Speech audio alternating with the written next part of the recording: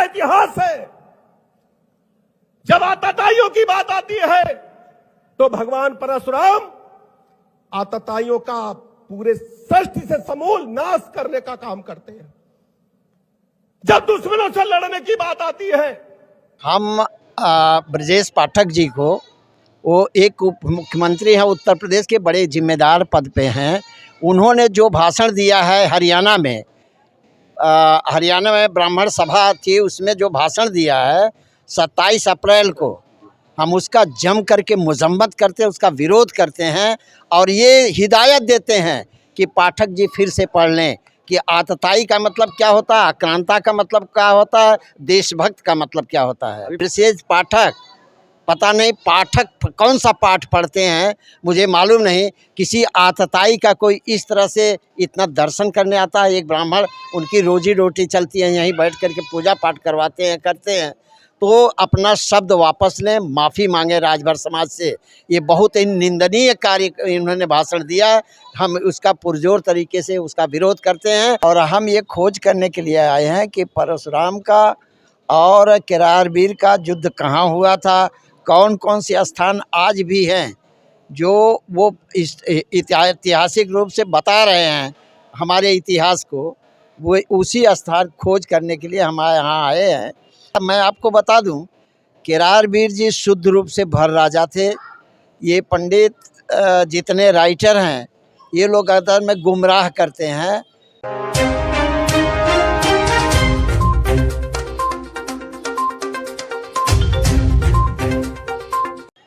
नमस्कार, मैं अखिलेश राजभर, आप देख रहे हैं राजभर एक्सप्रेस। इस समय इतिहास की खोज में है, एमबी राजभर जी के साथ में है। इस समय केरारवीर मंदिर में है और कहा जाता है कि केरारवीर राजा हुआ करते थे राजभर समाज के। अभी यहाँ पे हमने यहाँ के जो पंडित हैं, पुजारी जी हैं, उनसे बात की तो उनकी जो बातें उन्होंने बताई, हमारे पिछले वीडियो आपने देखा रहेगा कि कहीं वो बोल रहे थे राजभर की जी के थे और उनको जिस हिसाब से इतिहास के बारे में उतनी पुख्ता जानकारी नहीं बता पा रहे हैं, कोई तथ्य नहीं बता पा रहे हैं। हमारे साथ इतिहासकार एमबी राजभर जी हैं, इतिहास केरारवीर जी के खोज में आए हैं यहाँ पे मंदिर पे कुछ शोध करने आए हैं। तो स्वागत है सर हमारे चैनल में। और कुछ ऐसी उत्तर प्रदेश के उप मुख्यमंत्री ब्रजेश पाठक जी ने भी इस केरारवीर जी के ऊपर कुछ वाक्य बोला है जो राजभर समाज के लिए अपमानजनक है। तो सब मुद्दों पे चर्चा करेंगे। सर, सबसे पहले स्वागत है केरारवीर मंदिर में। बहुत बहुत धन्यवाद आपको। आज हम लोग जौनपुर किले पर, जो जौनपुर केरारवीर का किला है, उसके बगल में ही महाराजा केरारवीर का एक मूर्ति बनी हुई है और मंदिर बना हुआ उसी मंदिर के प्रांगण में है। और हम ये खोज करने के लिए आए हैं कि परशुराम का और केरारवीर का युद्ध कहाँ हुआ था, कौन कौन से स्थान आज भी हैं जो वो ऐतिहासिक रूप से बता रहे हैं हमारे इतिहास को, वो उसी स्थान खोज करने के लिए हम यहाँ आए हैं। और मैं आपको बता दूं, केरारवीर जी शुद्ध रूप से भर राजा थे। ये पंडित जितने राइटर हैं, ये लोग अगर में गुमराह करते हैं। और आपने पंडित जी ने भी वो चीज़ बताया कि उन्हें एक तो दानव भी बता रहे हैं, देवता भी बता रहे हैं, कोई पुख्ता सबूत नहीं है। ये केवल गुमराह का काम करते हैं, क्योंकि इनका जो थेसिस है वो केवल मानव समाज को गुमराह करके अपना वीटो रखना, यही काम ही होता है। हमने सारे प्रमाण खोज रखे हैं, हमारे पास ऐतिहासिक प्रमाण है तमाम कि शुद्ध रूप से इनका लड़ाई परशुराम से हुई थी। कार्तवीर अर्जुन इनका नाम है पुराणों में, जिसको सहस्त्रबाहु की भी कहते हैं।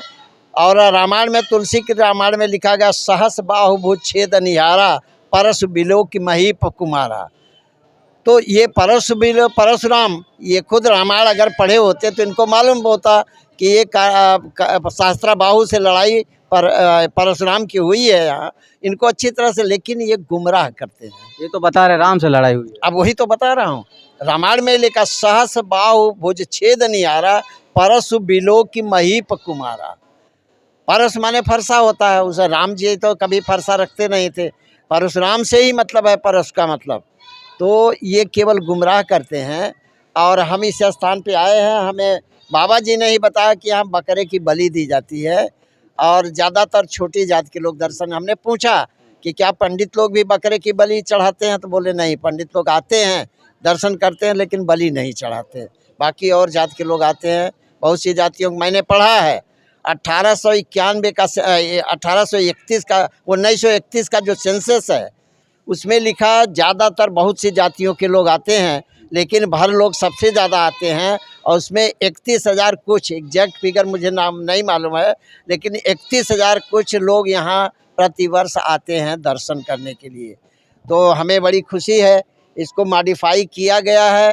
और ये जो विशेष चीज़ मैं बताना चाहता हूँ कि ये जो ऊपर किला है आज भी वो पुरानी लखौरी ईंटों पर रखा गया था। ये मंदिर था, ये बड़ी मूर्ति थी, जेंट मूर्ति थी इनकी। और वो मूर्ति जब 1871 की बाढ़ आई थी तो वहाँ तक पानी चढ़ गया, पानी जो है की वजह से नीचे गया और वो पूरा मूर्ति नीचे गिर पड़ी ढलान पे गिरी। जब तो उसका सर अलग हो गया और धड़ अलग हो गया। ये सर जो है गोमती नदी ये सामने दिख रही है, नदी से बहता हुआ धड़ पता नहीं कहाँ चला गया, लेकिन इसका धड़ यहाँ है, सिर पता नहीं कहाँ चला गया। ये धड़ को ही मंदिर का रूप दे करके चारों तरफ से और इनकी पूजा होने लगी है। अच्छा, एक वीडियो जो हम दिखाते हैं कि उत्तर प्रदेश के उप मुख्यमंत्री ब्रजेश पाठक जी का ये बयान सुनिए, क्या कह रहे हैं।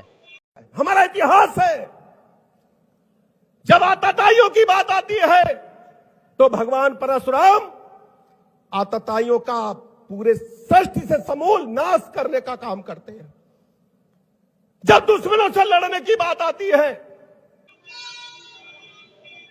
इस बयान आपने ये जो वीडियो देखा, इस बयान में उप मुख्यमंत्री ब्रजेश पाठक जी कह रहे हैं कि परशुराम जी ने आतताइयों का अंत किया।